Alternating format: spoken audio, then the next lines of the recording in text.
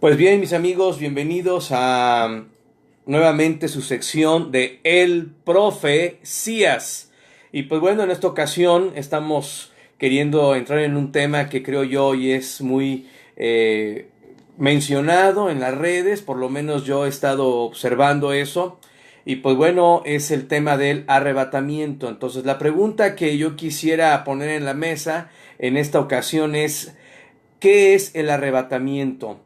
Y pues bueno, en la escritura podemos ver este evento como uno de los eventos proféticos más importantes que podemos estar esperando de parte, porque es necesario que esto corruptible se vista de incorrupción y esto mortal se vista de inmortalidad. Bueno, lo primero que quiero analizar es hacer la pregunta de cuál es el misterio, porque dice el versículo 51 de Corintios 15: he aquí os digo un misterio. Entonces, en la Biblia esta palabra no se usa como en el contexto que nosotros entendemos, porque en la Biblia siempre se usa para mostrar algo que estaba escondido, pero que ahora Dios está revelando. Entonces, Dios está revelando algo que no era conocido en el Antiguo Testamento, una verdad que todavía Dios no revelaba, sino hasta ahora en este pasaje.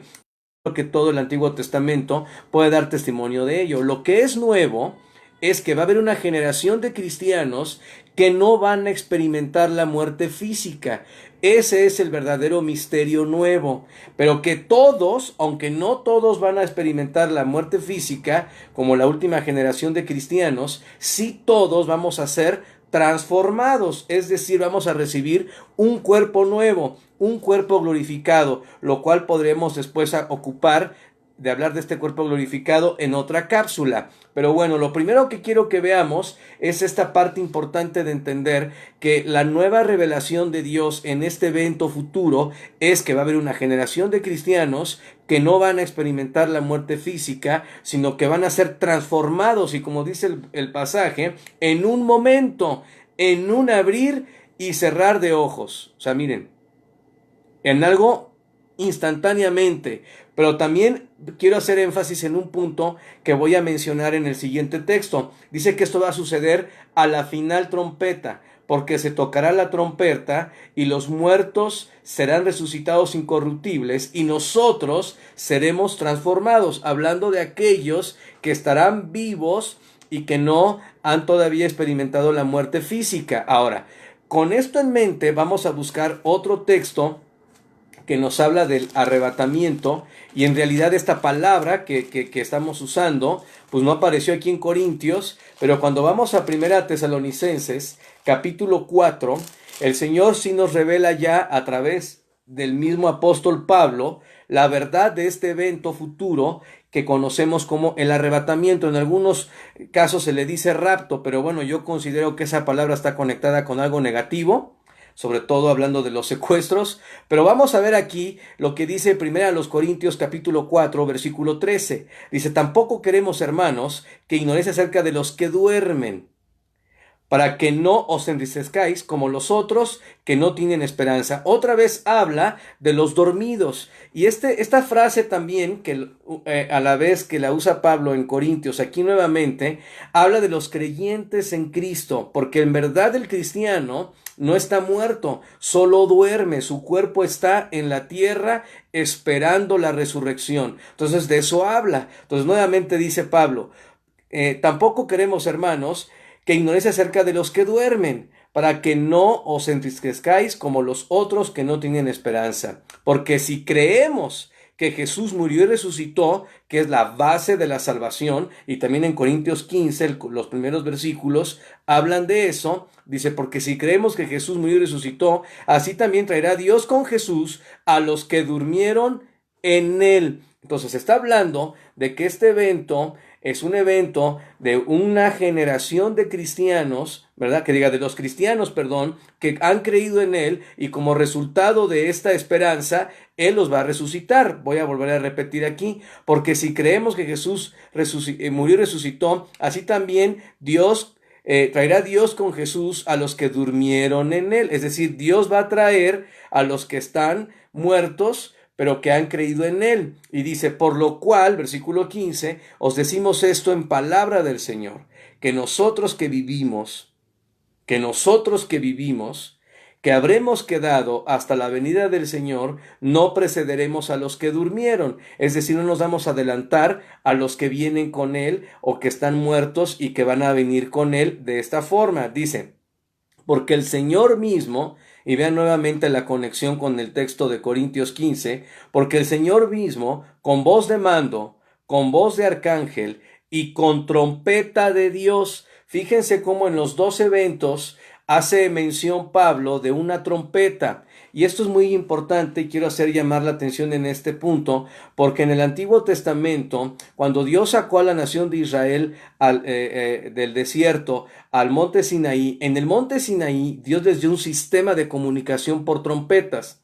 Y había un cierto sonido de trompetas que indicaba cuándo la nación de Israel, organizada por tribus y ejércitos, tenían que marchar. Y en la última trompeta todo el campamento se movía. Así que Dios está haciendo una analogía de este movimiento de su pueblo, que es la iglesia, en ese tiempo que viene futuro. Dice, porque el Señor mismo, con voz de mando, con voz de arcángel y con trompeta de Dios, descenderá del cielo. Y dice, y los muertos en Cristo resucitarán primero. Es a lo que se refiere que no precederemos a los que durmieron. Es decir, Dios primero, antes de tener el evento que vamos a mencionar a continuación, resucita a los muertos en Cristo.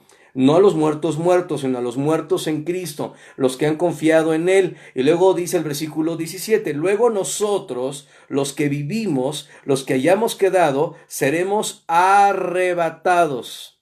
Aquí está la palabra bíblica que habla de este evento, juntamente con ellos en las nubes, para recibir al Señor en el aire, y así estaremos siempre con el Señor. Entonces, la Biblia, conectando Corintios 15 con 1 Tesalonicenses 4, la Biblia nos habla de un evento, de una generación, la última generación de cristianos, que no van a experimentar la muerte física, sino que en un momento, en un abrir y cerrar de ojos, seremos transformados. Pero no solo eso, sino que a la misma vez los muertos en Cristo van a resucitar.